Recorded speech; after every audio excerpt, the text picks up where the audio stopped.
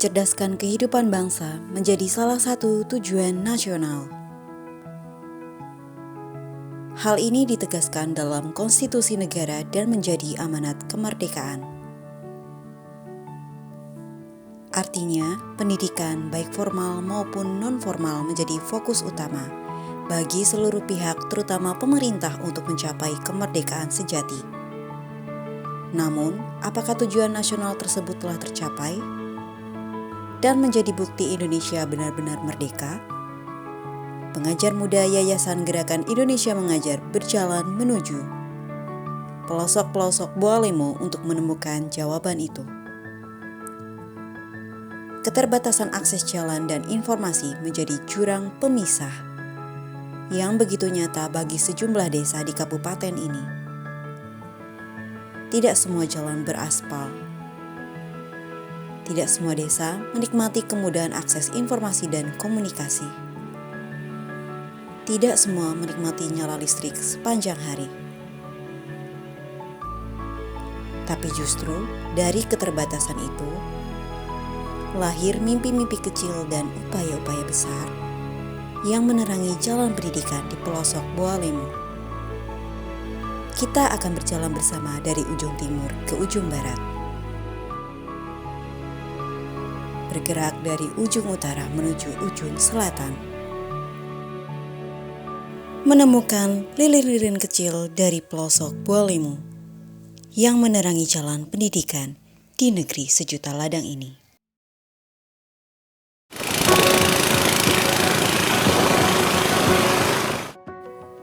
Moli Ulo atau Tangga Barito KM 43 adalah sebuah desa yang terletak di ujung utara Bualemo. Untuk menuju ke sana, transportasi yang bisa digunakan adalah katinting atau perahu yang digerakkan menggunakan mesin diesel atau galah. Desa ini berbatasan langsung dengan hutan lindung Nantung dan Sungai Paguyaman yang memisahkan Moli Ulo dengan wilayah sekitarnya. Sungai sebagai sumber kehidupan masyarakat sekaligus akses terbaik yang dimiliki oleh masyarakat setempat, ternyata menyimpan cerita berarti bagi seorang siswa sekolah dasar dari desa ini.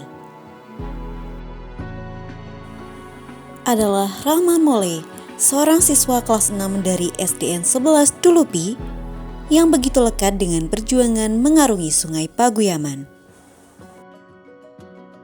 Saya itu sekolah karena mencapai cita-cita saya. Kadang saya ke sekolah naik perahu, ada kalanya jalan kaki. Kalau ada hujan pagi-pagi, saya tetap ke sekolah.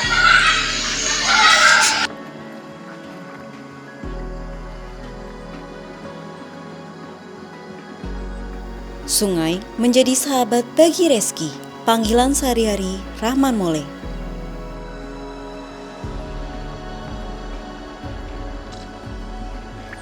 Setiap harinya, perahu dayung ini yang mengantarkannya menuju dermaga desa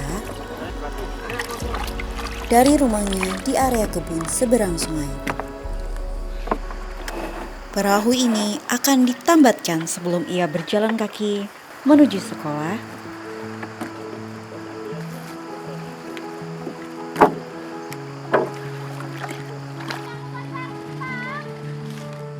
Melintasi jalan setapak yang licin kala musim penghujan.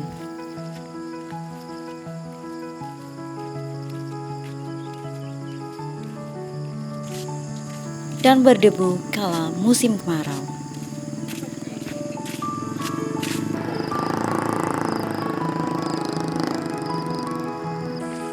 Saya pernah ke sekolah dengan saya PAD. Orang menyeberang kuala, saya PAD hampir terlanjur. Baru saya kasih selamat, saya petas dengan tas liade, basah semua dengan baju dengan buku. Baru orang terjadi di sekolah.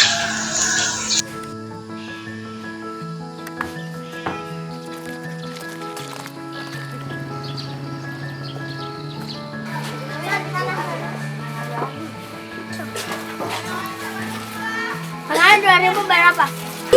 Menurut saya arti pendidikan itu adalah suatu usaha sadar yang terencana untuk menciptakan suasana belajar yang menyenangkan bagi peserta didik agar peserta didik dapat secara aktif mengembangkan potensi dirinya.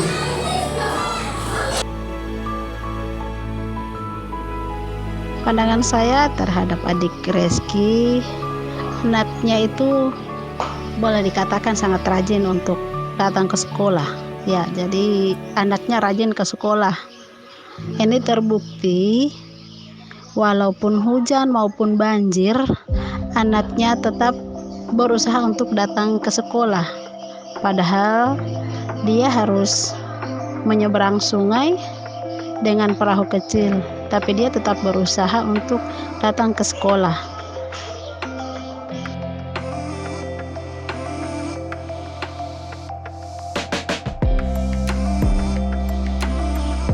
Kemudian juga dalam kesehariannya di sekolah dengan teman-teman, anaknya ya suka membantu teman-teman. Juga tidak pernah membantah apabila ada guru-guru yang minta bantuan kepada adik tersebut.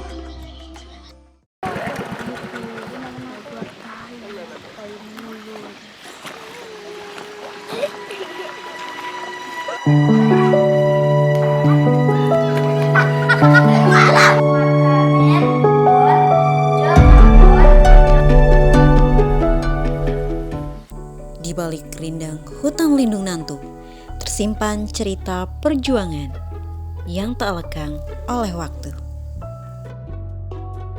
Satuan Pemukiman 3 atau SP3 menjadi bagian dari cerita perjalanan kali ini. Jalan yang berbukit dan berbatu membuat kawasan ini menjadi lebih sulit dilalui pada musim penghujan.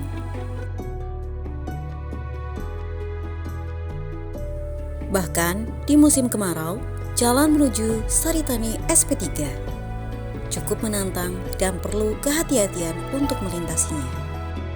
Saritani SP3 dihuni oleh para transmigran dari berbagai daerah di Indonesia.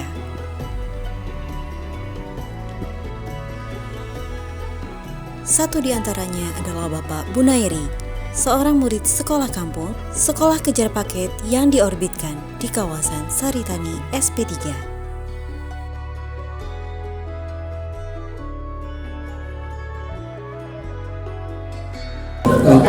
Kenapa saya sudah seumur 50 lebih saya ikut ini kegiatan kejar paket khususnya di sekolah kampung, yang salah satunya itu kegiatan ini saya belum sempat atau belum pernah saya ikuti khususnya di daerah asal di Jawa.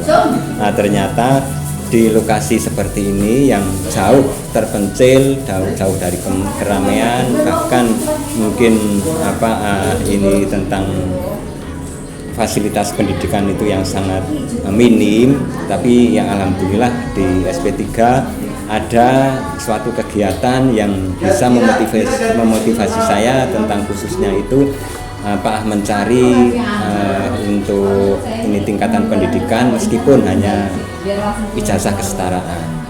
Baru yang kedua, saya sudah umur 50 tahun lebih, tapi saya masih terus ikut memotivasi khususnya ke anak-anak muda yang mereka ini memang masih punya peluang untuk bisa berkarya, punya potensi yang sangat luar biasa, supaya bisa menjadikan contoh ini orang tua saja semangat untuk ikut kejar paket, yang salah satunya itu berarti untuk mencari ilmu itu memang diwajibkan dari lahir sampai ke masuk liang lahat. Ini salah satu keinginan saya untuk memotivasi anak-anak muda, entah itu dari laki-laki ataupun perempuan.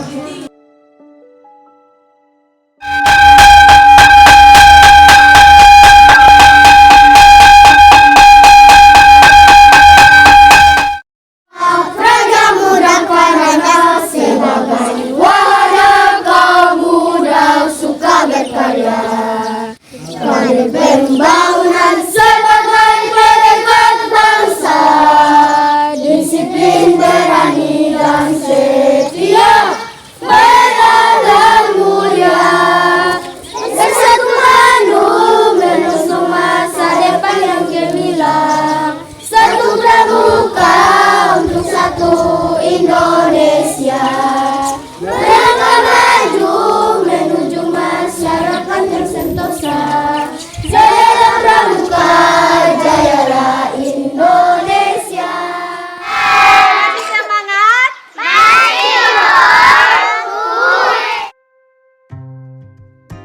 Saya Cican Suku SPD.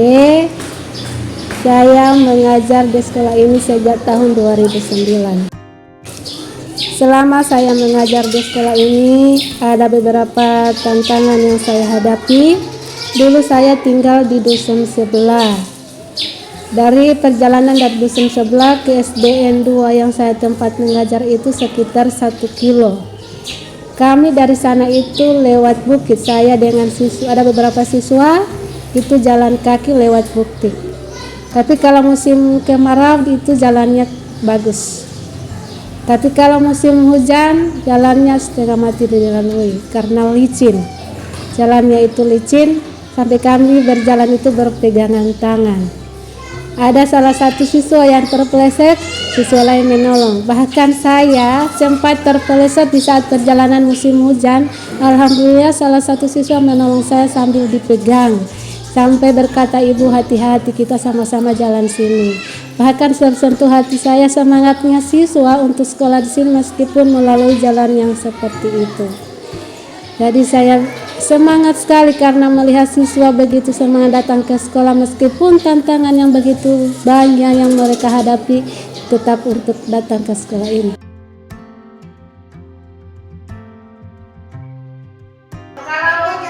Fitri kenapa? Fitri ada sapi. Ada? Ya, Ibu. Ya, nggak ada panas dia, Ibu. Limba Tihu dan SDN 02 Pagoyaman Pantai menjadi saksi perjuangan Ibu Cican. Tantangan yang tak mudah menjadi sahabat perjalanan ke sekolah bagi mantan guru honorer yang kini berstatus guru P3K. Ibu Cican menjadi potret perjuangan meretas keterbatasan untuk pendidikan. Harapan saya untuk anak-anak yang sekolah di sini agar selalu nyaman, selalu tenang, dan harapan saya juga meningkatkan kedisiplinan. Meskipun tinggal di terpencil seperti ini, saya ingin anak-anak itu seperti di sekolah di daerah yang perkotaan. Dan begitu juga saya sebagai guru, saya mengharapkan tanggung jawab saya itu sepenuhnya untuk adik-adik yang ada di sekolah ini.